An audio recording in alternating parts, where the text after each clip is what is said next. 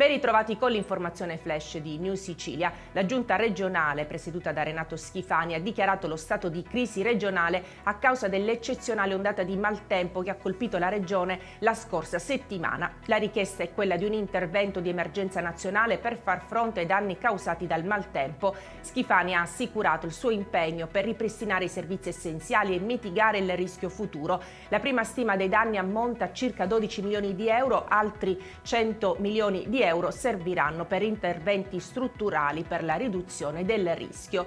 E la Regione siciliana ha in programma la costituzione di un'agenzia unica a cui affidare la gestione del cospicuo patrimonio di aree protette regionali, ponendo così fine alla prassi di prorogare sistematicamente alla scadenza il rinnovo delle convenzioni con le quali le riserve naturali sono state finora affidate alla gestione di privati. Si tratta di oltre 70 riserve naturali regionali.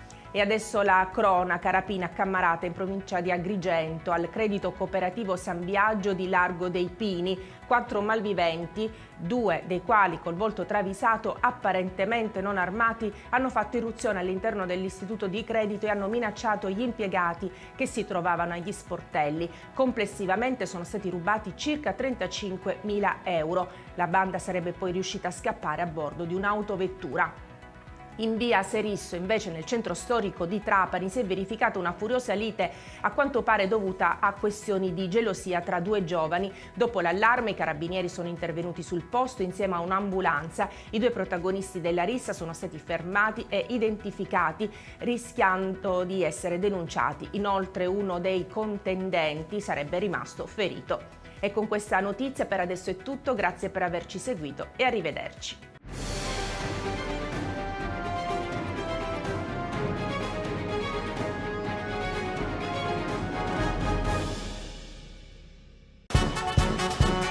Benvenuti al Carnevale di Acireale. Dal 4 al 21 febbraio, coriandoli, luci, colori e tanto divertimento. Carri allegorici, gruppi, costumi, eventi, maschere e mascheroni. Uno spettacolo unico per un'esperienza ricca di allegria e di belle emozioni. Carnevale di Acireale, la festa più bella di Sicilia.